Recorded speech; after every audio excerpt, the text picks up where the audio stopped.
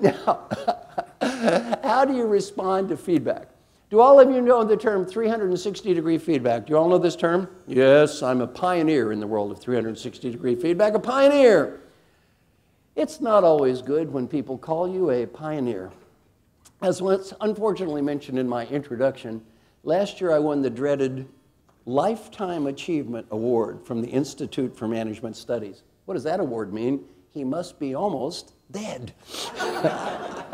All I have left to strive for now is that coveted memorial trophy. Well, I don't know much about much, but I know a whole lot about how to respond to feedback. If you ever get 360-degree feedback the rest of your life, do exactly what I'm going to teach you now. Positive, simple, focused, and fast. What's your first name? Anu. Anu. Coworker Anu. We're going to do this like a role play. I'm going to pretend you're my coworker. I just got 360-degree feedback. Let's say, coworker Anu, we go through this 360-degree feedback process, and the first thing I would like to say is, thank you so much for everyone who participated. I do not know who said what. I know many people took the time to help me. I want to say how grateful I am for everyone who took the time to help me.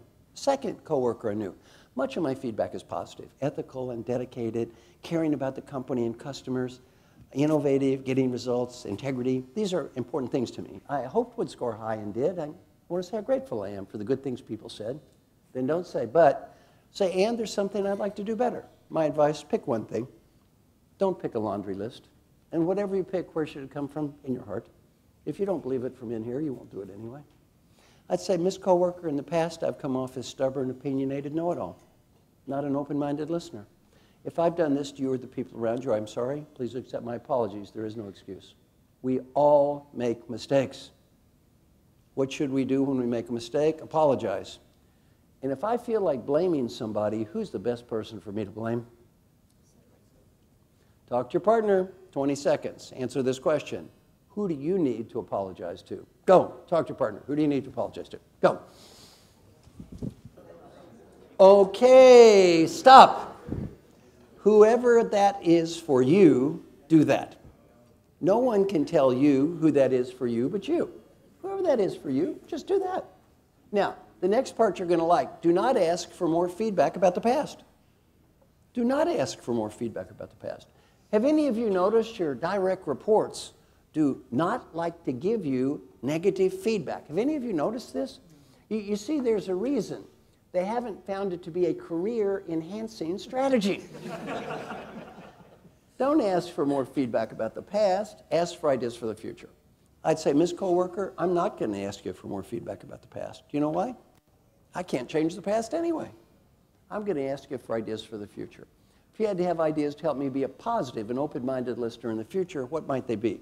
Whatever she says, sit there, shut up, listen, take notes, and say thank you. Don't judge or critique. Then, never promise to do everything people say. I'd say, Miss Coworker, I can't promise to do everything you and everyone say. Leadership is never a popularity contest. We can't promise to do everything people say. I can say, I am going to listen to everyone. I'm going to think of your ideas and do what I can. I cannot change the past. I can change the future. I cannot get better at everything. I can certainly get better at one thing. And if you do not mind, I'm going to involve you and ask you to help me get better at that. Then involve that other person. And then the next step is change.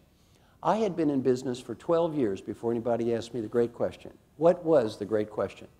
Does anybody ever really change? I looked at this gentleman and I said, I have an undergraduate degree in mathematics, an MBA, PhD in organizational behavior, 12 years experience. I can't prove it, so I guess I don't know. For the past 23 years, I've been answering that question. You know what I've learned? Will people change? Maybe. Can people change? Definitely. The key to making change last can be summarized in one term. You have to follow up and stick with it. What does follow-up sound like? Miss Coworker, 2 months ago I said I wanted to be a positive and open-minded listener. Based on the last 2 months, please give me ideas for the next 2. It's been 4 months. Give me ideas for the next 2. 6 months. Give me ideas for the next 2. 8 months. What happens if you follow up in the way I described? This is a research study called Leadership as a Contact Sport. Over 86,000 1,000 participants from 8 major corporations. I think some of you may have had this in your handouts already. If not, it's on my website, so you can go to the website and look it up. This study was cross-culturally validated around the world. By the way, Johnson & Johnson did a cross-cultural analysis. Every country in the world this worked. Where did it work the best? Here. Best scores in the world were right here.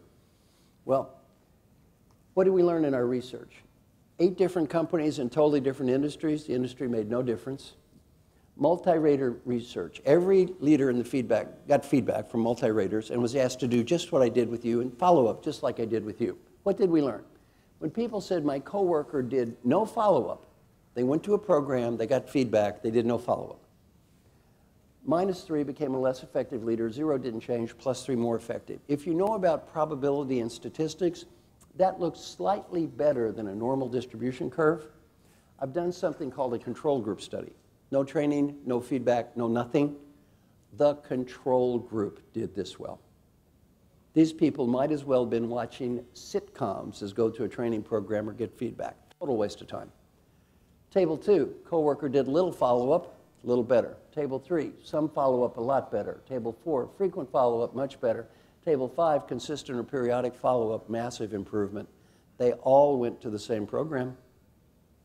It was all taught by the same person, me, and they all got feedback on the same process at the same time.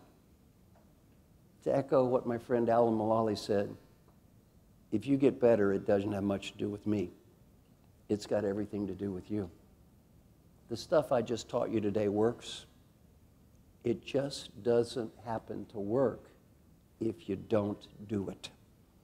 And the challenge is not understanding it. Our challenge is doing it.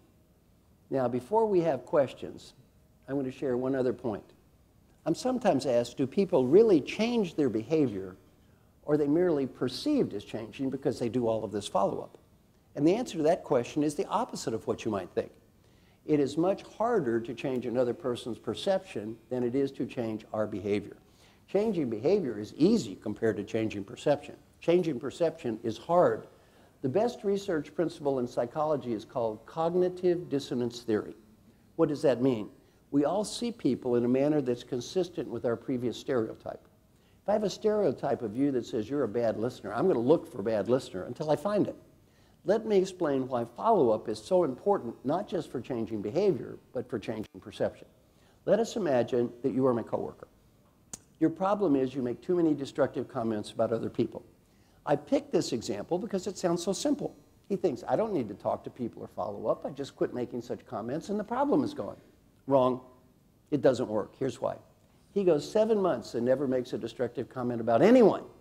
7 months later, he says, stupid SOBs in finance, idiot bean counters. How do we get anything done in this company that's run by a bunch of stupid accountants? I hear him. My reaction is, he has never changed. That one comment will trigger my previous stereotype. He has never changed. Situation B, he talks to me. Coworker Marshall, I went to this program, I got feedback. I want to be a great team player and not make destructive comments. Please help me. I give you ideas. In my heart, I don't believe he's going to change. By the way, everyone I coach, do you know what I teach them? When you start practicing this coaching process, your coworkers are probably going to laugh at you behind your back. Your coworkers are going to laugh at you behind your back. I have good news for all of us, our family members, if we practice these good things. Our family members will not laugh at us behind our back. They will laugh in your face. That's the only thing. Nobody believes we're going to change. 2 months later, though, he comes back and says, Coworker Marshall, it's been 2 months. I said I wanted to be a positive and open-minded listener. Based on the last 2 months, give me some ideas for the next 2. Now what happens? I start thinking, well, you've done a great job. Keep it up. It's been 4 months. You've really taken this seriously. You've done a great job. Keep it up. 6 months. You've done a great job. 7 months later, stupid SOBs in finance. I say, you went 7 months without doing that. You shouldn't have said that. He says, you're right. I'm going to apologize to the team. Situation A, did his behavior change? Yes. Did my perception change? No. Situation B, did his behavior change? Yes. Did my perception change? Yes.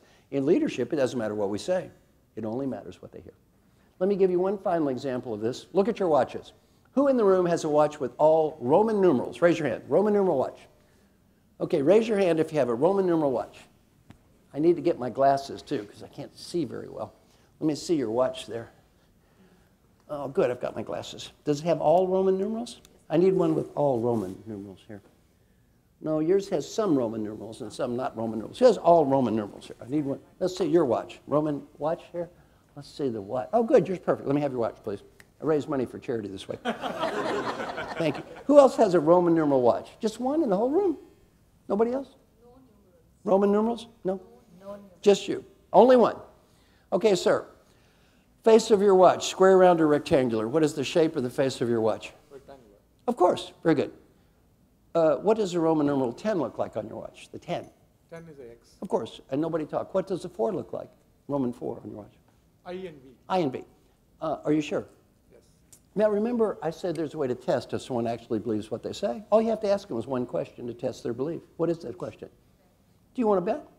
Do you believe in self-confidence? Yes. Should leaders believe in themselves? Yes. Do you believe in yourself? Yes. You said the 10 was an X and the 4 was an IV. Yes. How long have you had the watch? For 4 years. 4 years. I think you're wrong.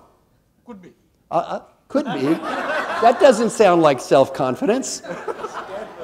I think you're wrong. Okay. Do you believe you're right? I believe so. How much do you believe? By now, 80%. Oh, no, not percent. Let's put money on this. The money, by the way, the money's all going to your good charity. And is this a fine charity?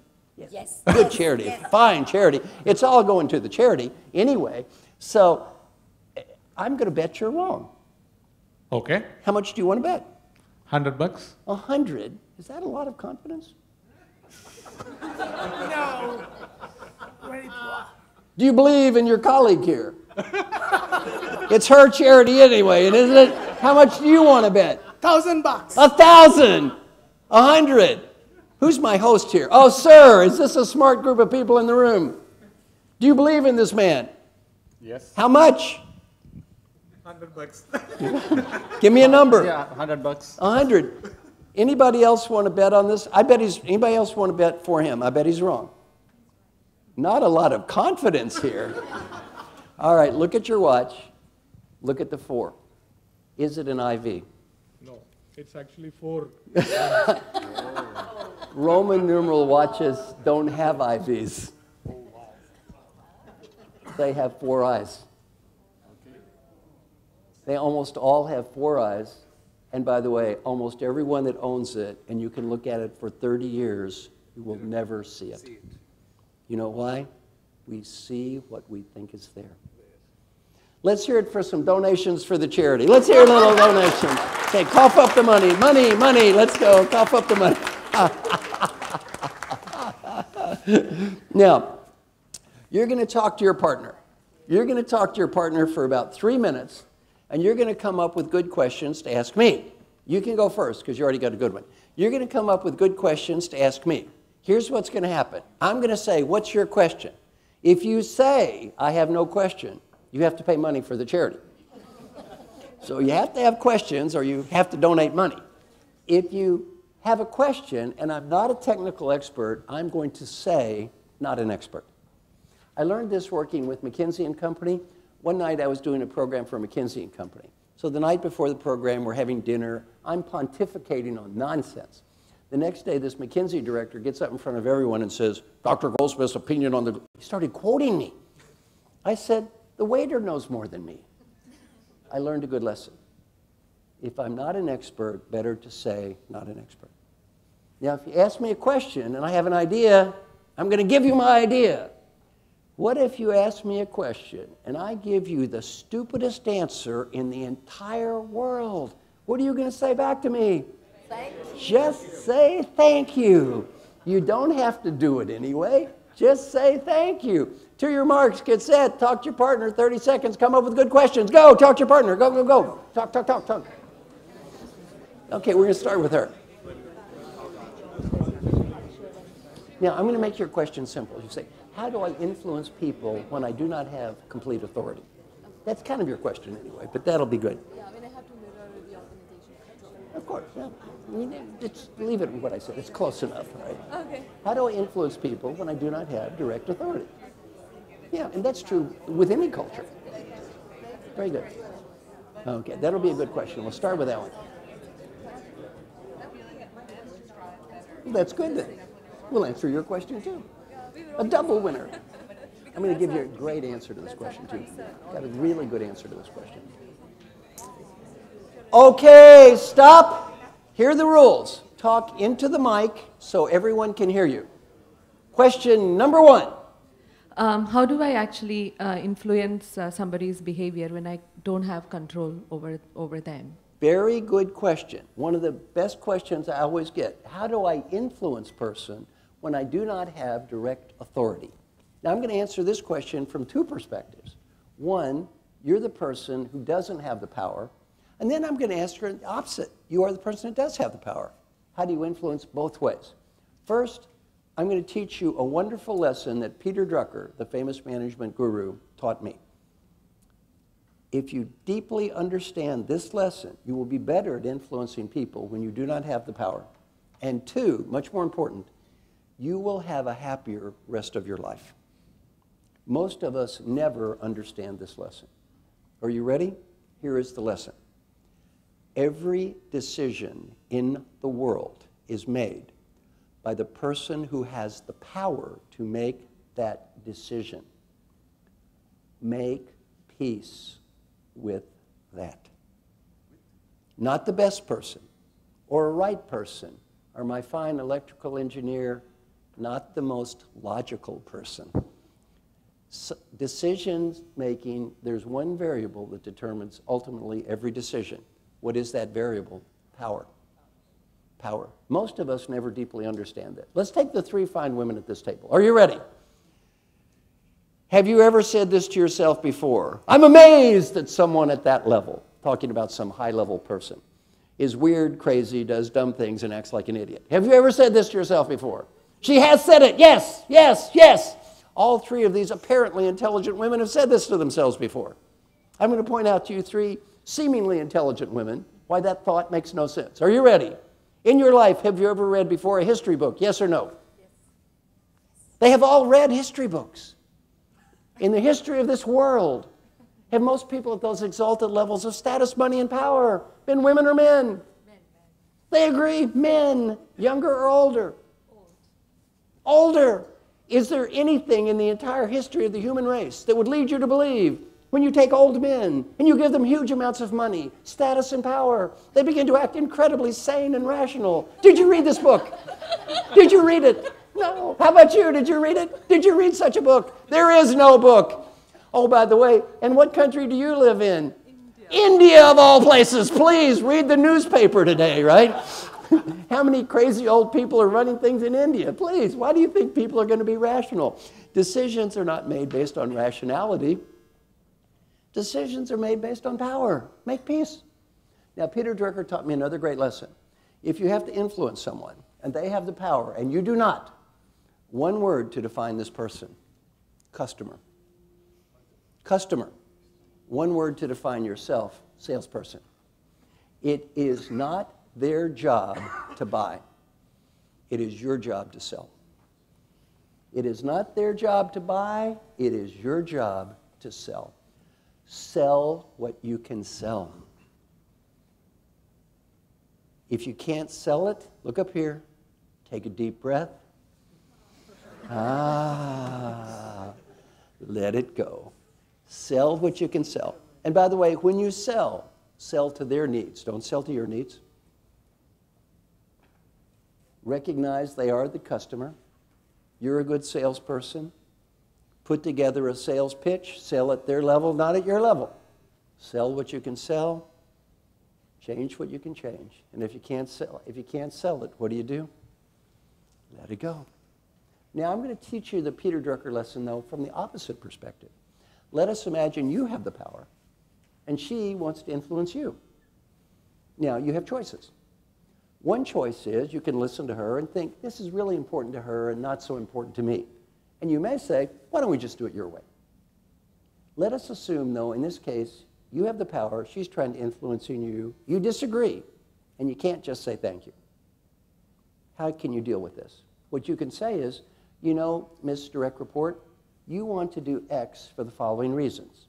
And you've explained them to me, and I understand them. I want to do Y for the following reasons, which I've explained to you. In this case, we disagree. Now, I'm not going to say you're wrong. You're a very intelligent woman. We disagree. In this case, I still want to do Y, and I would appreciate your support. As opposed to our instinctive reaction is, let me prove that you are wrong, and let me prove that I am right. Our first reaction is always, I must prove she's wrong, I must prove I'm right. No, you don't have to do that. By the way, all you engineers, life is not like engineering school. See, in engineering school, they have right and wrong answers. In life, it's a guess. Business is always just a guess. You don't know what the future is going to be. She doesn't know. She's giving you her best guess. You're giving her your best guess. You're the boss. You got the power. If we have the power, we do not need to prove the other person is wrong. We can respectfully disagree with the other person and say, I understand, we disagree. I can't prove you're wrong. In fact, maybe you're right. In this case, it's still what I want to do. Does this make sense to everybody? Excellent question. Thank you very much. Okay, microphone. Now, who's got a question? Oh, she has a question right here. Talk into the mic. You said that about qualifying your customers. Yes. That you're trying to coach. Yes. Let's say you've come to a decision that this person is not going to change. Yes. He's not willing to do the work in Right. order to make the change, or he doesn't believe in what he's saying. Right.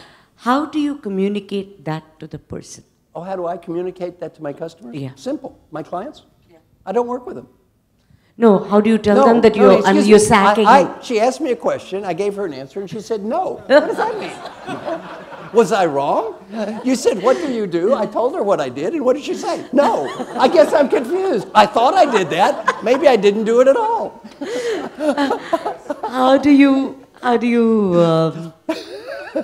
sorry, I lost track of my question. How do you sack your customer? How do I what?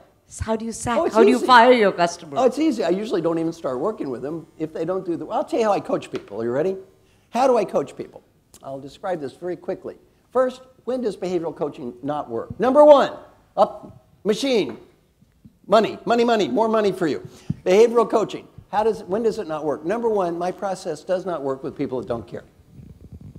If they don't care, don't waste your time. Two, it doesn't work with people who have been written off by the company. Do all of you know this term, written off by the company? They don't have a chance.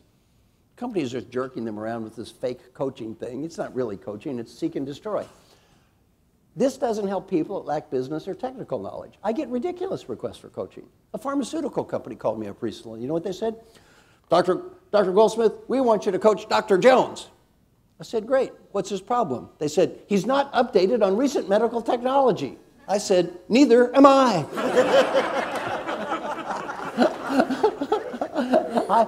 I can't make a bad doctor a good doctor, or a bad scientist a good scientist, or a bad engineer a good engineer. Behavioral coaching only solves behavioral problems. Next, this doesn't help people who have the wrong strategy or direction. If somebody's going in the wrong direction, my stuff just helps them get there faster. It doesn't turn the wrong direction into the right direction. Never coach ethics or integrity violations. Fire ethics or integrity violations. If somebody lie, cheat, and steal, fire them, don't coach them. And then finally, sometimes it's just the wrong person in the wrong job. And that's okay. When does this work? Only if three conditions exist. The issue is behavioral, person's willing to try, and they will be given a chance. If those three conditions work, my coaching process always works. You don't have those three conditions, never works. Now I'm going to quickly describe how I coach people. Are you ready? Yes. I need a sample customer. My favorite customer has many positive qualities, yet is a stubborn, opinionated know-it-all who never wants to be wrong. Is anyone in the room a little stubborn or opinionated? Come on. I think you are, yes. Let's start with you right here. Very good. We're going to pretend she is, you can sit down, you can say, she's my sample customer. Stubborn, opinionated, many good qualities, yet stubborn and opinionated. Hasn't need to be right too much. She's the kind that, she asks people a question about what they do, and they tell her, and she says no. No. She's one of those kind of people, right? Now, we're going to pretend you're my sample customer. She is your boss. Goldsmith, you owe her $100 because you said no. Thank you. Proved it, right? Opinionated, know it all. I'll put in some more. Now, let's pretend you are the future CEO. She's the CEO. Okay. You are the chief financial officer, and you're the division president. Okay, everybody knows their roles. Now, in my coaching, I don't get paid if she doesn't get better. I never argue with my clients. What is the cost of my clients hiring me? There is only one cost. You know what the cost is? Their time. One of my newest clients is Ian Reed, CEO of Pfizer, the world's largest drug company. What's his time worth? He's running a $125 billion business. What's his time worth? He doesn't need me to waste his time. Mike Duke, CEO of Walmart, $450 billion business. What's his time worth? He doesn't need me to waste his time. I don't waste time. My coaching process is hyper efficient. There's no arguing my whole coaching process, no arguing. Everything is either required, and if it's required, there's no arguing. Or it's optional, and if it's optional, there's no arguing, so therefore there's no arguing. Look who my clients are. If I let those people argue with me, what % of my life would be spent in an argument? And do they like to lose arguments? They prefer to win arguments. All the arguments. We don't argue. Here are the rules. Here's required. If I work with you, you will, not might, will get confidential feedback from everyone around you. You will pick important behavior to improve. You will involve all of your coworkers. You and your boss will agree that it's the right behavior and the right people. You're going to publicly apologize for your sins. You're going to involve your coworkers on a regular basis. You're going to follow up. You're going to follow up with me, and you're going to get measured twice. What if she says, I don't want to do any of those things? You know what I say to her? Bye. Bye. Bye-bye. Of course, your boss, the CEO, loves me. She read my book. She thinks I'm wonderful, and she's trying to help you someday be a CEO. You don't have to do this, though. And if you don't, I'll just tell Mommy that I can't help you. It's your choice. You don't have to do this at all. It's all up to you here. I don't care either way, but it's your call. Now she says yes. Now I involve her boss. She goes, yes, this is a good plan. Now you two tell me who the key stakeholders are. My average client has 18 key stakeholders, peers, board members, average of 18. Most I've ever had is 40, the least is 8. Average about 18. One of the key stakeholders is, what's your job? CFO. CFO. I interview each of them one-on-one. 3 simple questions. What she do well? What she need to do better? Imagine you're her mentor, coach, or advisor on any topic, big to small. What advice do you have?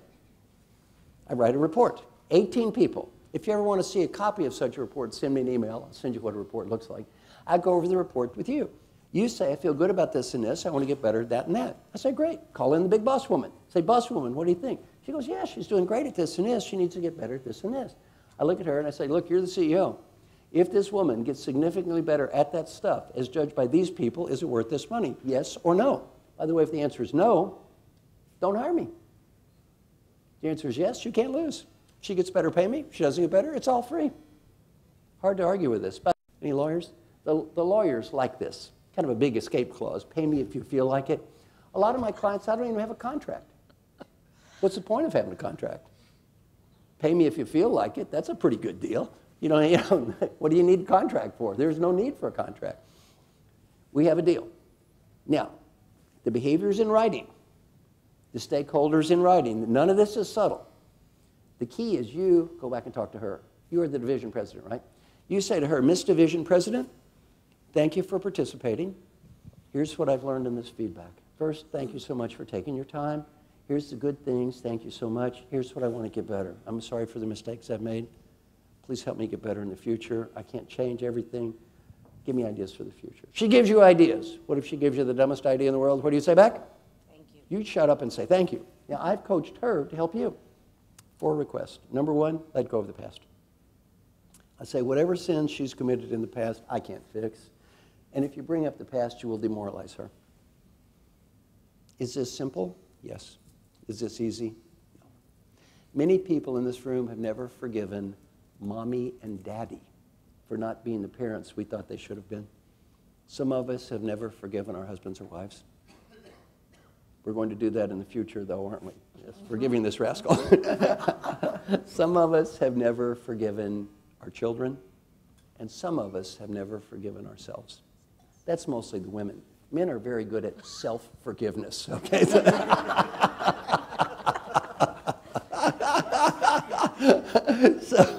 So Now, let go of the past. Number 2, be positive and supportive. Don't be cynical or sarcastic. Be positive and supportive, not cynical or sarcastic. Now, I have to say, Indians are not inherently cynical people. Have any of you ever worked with a bunch of Brits before? Yeah, go ask a bunch of Brits not to be sarcastic. That's hard. They love being cynical, right? So I say, you can be cynical about everything else, just don't be cynical about this. Give it a rest. Number 3, tell the truth. And then number 4, you pick something to do better. So she's going to say, I want to get better at X. You know what you're going to say? Thank you so much. I appreciate this. I can get better too. Please help me. What do you say to her ideas? You say thank you. Now, you've talked to everybody. Now you talk to me. I say, who'd you talk to? What did you learn? What are you going to do about it? I'm going to give you ideas to help you execute. Only now, it's all feet forward. What if I give you a dumb idea? What do you say to me? Thank you. What if she argues? $20, $40, $60. And since most of them would rather die than lose $20, it cuts that out immediately, right? They lose a few $100. They learn to shut up and say thank you, right?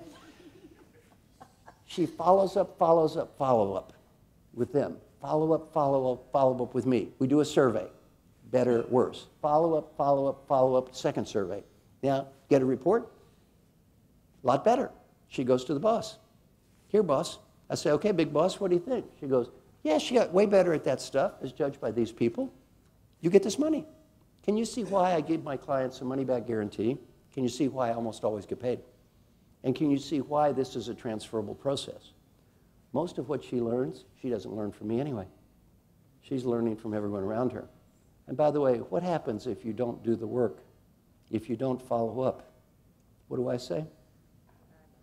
Bye-bye. And by the way, I don't care what you tell me to my face. I'm interviewing everyone around you. If you don't do the work and you don't take this stuff seriously, what do I say to you? I don't get paid if you don't get better anyway. I have no vested interest in wasting my time. What do most executive coaches get paid for? 2 bad measures. Bad measure number 1, how much time do I spend? Terrible measure. I don't get paid for spending time. Bad measure number 2, does she like me? I don't get paid for that either. Companies should hire dogs rather than executive coaches. Why? The dog will spend a lot of time. People will like the little dog. Hire a dog, right? Well, I don't get paid for being a dog. I get paid for helping her get better. And I don't get paid. Oh, the other thing is, I tell every one of my coaching clients, I don't get paid because I'm a good coach. I get paid because you're a good customer. Don't make it about me. This is not about me. This is not my life. This is your life. Can you understand why this works? Let's hear it for a good round of applause. She got better. Very good. Now, before we wrap up, now I'm going to apologize in advance. I might spend a couple of extra minutes if you don't mind. A couple of extra minutes. I'm going to teach you something now called the daily. Oh, can I have a question? Can I have an extra like 5 or 10 minutes? Okay. I'm going to teach you something called the daily question process. I love this process.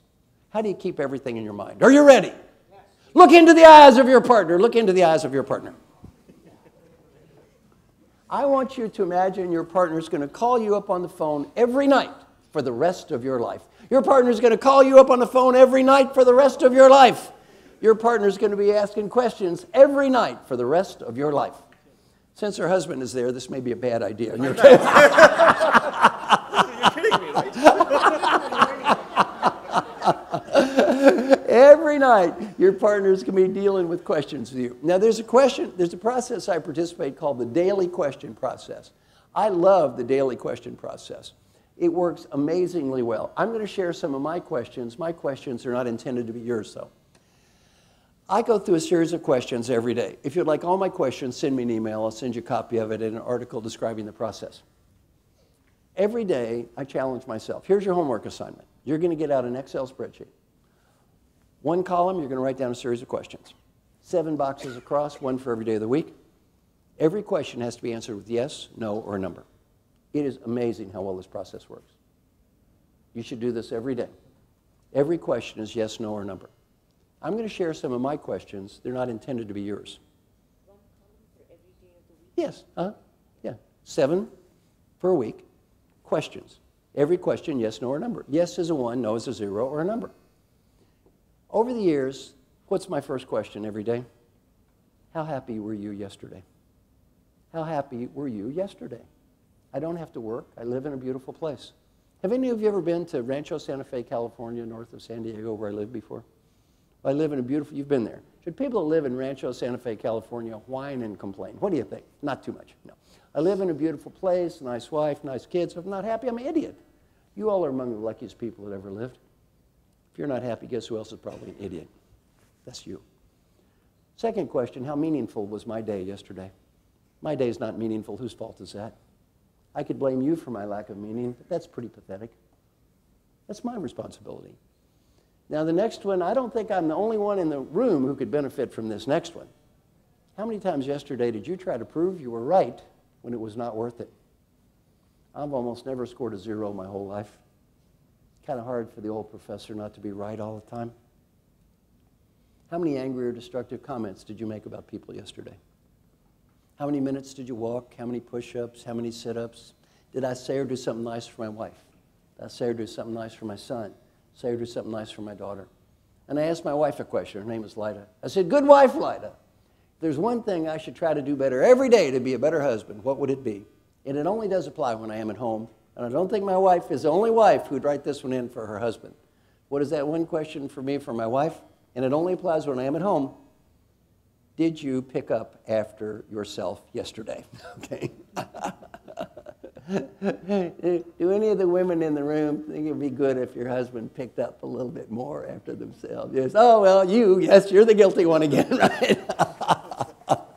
So your wife and my wife, right, have that same question. Pick up, you slob, right? I know. Well, my friend that I do this with would tell you this process saved his life. It didn't kind of save his life or sort of save his life. It did save his life. What's one question I ask him every day? Are you currently updated on your physical exam? He said, no, the first 90 days we did this. After 90 days, he said, this is embarrassing. I have to get the stupid exam or quit asking the question. He got the stupid exam. The doctor said, you have cancer. Now, my friend is going to be fine. That was years ago. The doctor also said, had you waited 7 more months, you would be dead. Now, my friend was 65 years old, the chief learning officer of 3 multi-billion-dollar companies. He knew he should have got a physical exam. He just didn't do it. You put this mirror in your face every day, you know what you learn? It is hard to hide. And by the way, if you want to know what your real values are, I'll tell you how to find out. You know those plaques you have on the wall? Those are not your real values.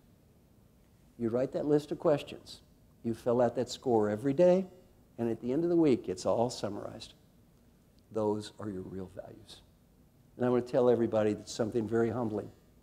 The picture you see every week will not be nearly as pretty as those fancy words that are up on the wall. It's real easy to preach all these fancy words. We look at what we do every day. It is humbling. You know what you realize? I say I love my family. Why did I ignore them today? I said I wanted to be a good person. Why did I say those mean things? I said I wanted to write a book. Why didn't I write? I said I wanted to call on customers. Why didn't I call on anybody? Well, you look at this stuff every day, and you know what you realize? It's all easy to preach, and it's all hard to live. Does this make sense to everybody? Now, I'm going to finish with my favorite coaching exercise in the whole world. Oh, well, one other final thing. Do all of you know the term employee engagement? Employee engagement? Employee engagement around the world is an all-time low. My daughter and I have come up with this incredible process to improve employee engagement. And by the way, I'm going to make an invitation. If any of you would like to participate in this study, I will invite you all to participate. All I need is your business card. We'll send you 10 emails, probably not this year, but at the beginning of next year. Here's how studies have been working. My daughter taught me about something called active questions. Everything that's ever been done on employee engagement is focused on one thing, what the company can do to engage you. 0 has been done on what you can do to engage yourself. Everything, what's the company do to engage you? Nothing about how can you engage yourself. My daughter taught me this process called active questions. It is amazing how well this is working. Every day, we have employees challenge themselves with 6 questions. Here are the 6 questions. Did I do my best to be happy? Did I do my best to find meaning? Did I do my best to be fully engaged? Did I do my best to build positive relationships? Did I do my best to set clear goals? And did I do my best to make progress toward goal achievement? Every day we train the employees to rate themselves on 6 questions. Our research is amazing. 80% of the people that have participated in the study say they experienced significant positive change after 2 weeks. 80%. You're never going to get that in any HR program. 80% of the employees say, I'm more engaged, I'm happier, I find more meaning. Because you know what you get people to do? Quit worrying about what you cannot change. Focus on what you can change. And from a Hindu philosophy, I love this as a Hindu philosophy. This is Hindu philosophy right here. Basic Hindu philosophy is what? Did I do my best? Don't just get fixated on the outcome. Keep asking yourself, did I do my best? Because that's all you can do anyway. What we found out, it is amazing how well this is working to improve employee engagement. Now, if any of you would like to participate in this study, oh, by the way, we've done results, we've done 16 studies. What country in the world are the scores the best? India. The best scores in the world are here. The scores here have been amazing. They're good everywhere. Here, they're even better, though. Why? I think people like this idea of did I do my best and to really focus on did I do my best. And what it does, it keeps your mind on what you can change. We waste so much of our lives focusing on what we can't change. For what? You can't change it, you can't change it.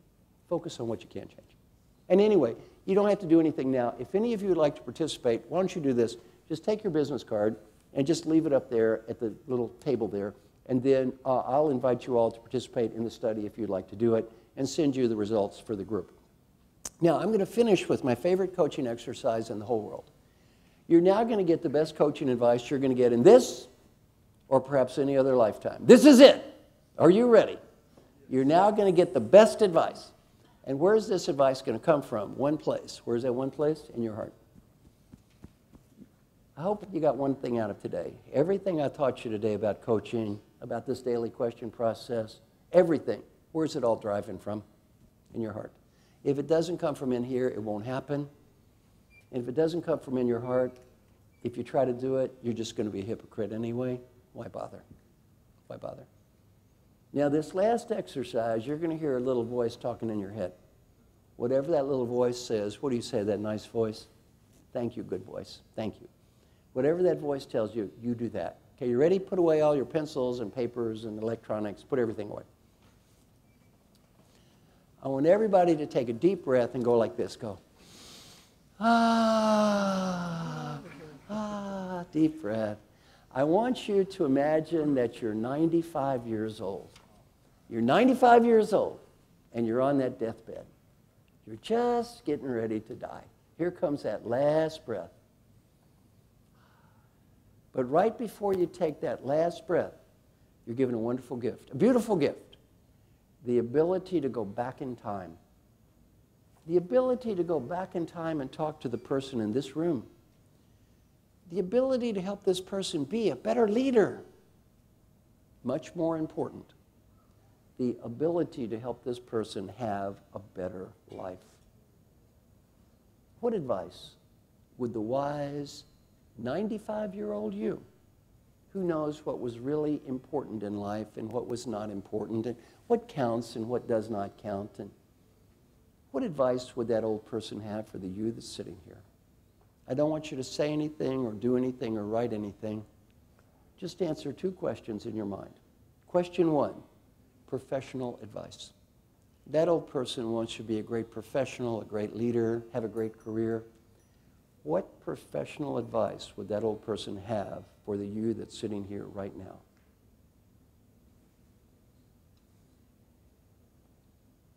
Number two, personal advice. That old person wants you to have a great life. What personal advice would that old person have for the you that's sitting here right now?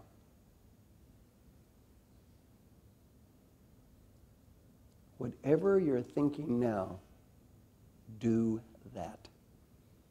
In terms of a performance appraisal, that is the only one that will matter. If that old person says you did the right thing, you did the right thing. If that old person says you made a mistake, you made a mistake. You do not have to impress anybody else. A friend of mine interviewed old folks who were dying, got to ask this question: what advice would you have? 3 themes come up in the answers from old people facing death. Theme number 1 could be summarized in 3 words. What are these 3 words? Be happy now. Not next week, not next month, not next year. Be happy now. The Great Western Disease is sweeping the world. What is the Great Western Disease? By the way, Japan is gone. Singapore is gone. Taiwan is gone. China is going. India is going. What is the Great Western Disease? I will be happy when? When I get the status, the money, the BMW, the condominium, I will be happy when. We all have exactly the same when. That old person is when. A learning point from old people, I got so wrapped up looking for what I did not have, I could not see what I did have. I had everything. I just couldn't see it. The people in this room, you're among the luckiest people that ever lived. Don't get so wrapped up looking for what you do not have, you cannot see what you do have. Learning point number 2, friends and family. Many of you work in wonderful companies. I'm going to help you. When you're 95 years old and you're on the deathbed and you look around the room, none of your co-workers are waving goodbye. You start to realize these friends and family, they seem kind of important. They're the only ones that seem to care today. And learning point 3, if you have a dream, go for it. Because if you don't go for it when you're 35, you may not when you're 45 or 85. It doesn't have to be a big dream, maybe a little dream.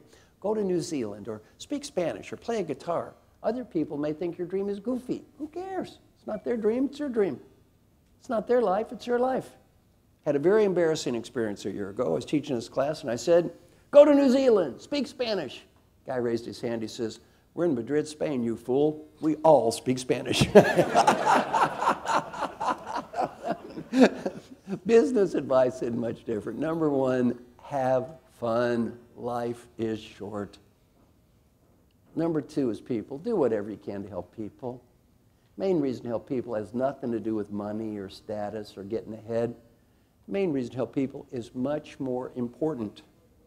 The 95-year-old you will be proud of you because you did. And the 95-year-old you disappointed if you don't. And the final advice is also the same. Go for it.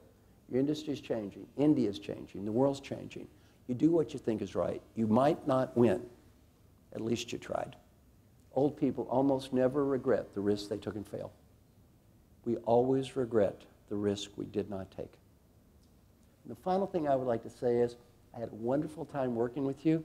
I hope you found our little time together to be positive and useful and to have just a little bit better life. Thank you.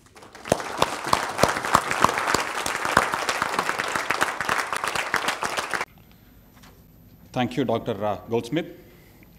Ladies and gentlemen, that was a highly inspiring address by Dr. Goldsmith. The audience reaction tells me how much it was appreciated. I am sure if you all take even few points from Dr. Goldsmith's talks and apply them in our daily professional as well as personal lives, we will definitely benefit tremendously. I am particularly impressed by the fact that Dr. Goldsmith has freely shared his knowledge, expertise, and experience over the internet, and have generously benefited so many people across the globe. This reminds me of my own philosophy of life, which can be summed up in 3 phrases. One is be positive, and be happy and keep smiling, and keep sharing. As per Hindu spiritual teachings, whatever you share comes back to you manyfold. And Dr. Goldsmith is a living example. He has shared his knowledge with the world, and he has been enriched with more knowledge, which in turn he shares with more and more people. Thank you once again, Dr. Goldsmith. And I would like to thank, this is very enthusiastic audience as well. It's more interactive. Thank you very much once again. Thank you. Thank you. Thank you. We're now. Oh, wait. One other thing. Money. How much money do we have? I'm still counting. It's crossed 6,000 rupees. And I would like to tell you that there are 2 causes that I work for. One for the women at the grassroots level and get them empowered. And another cause I work for is creating girl-friendly toilets in rural India, because girls drop out of school after they attain menarche because they don't find, So I work towards that. We try to construct school toilets for girls, which is friendly for them to use. So I would be working with this amount for one of those causes. Thank you. Thank you.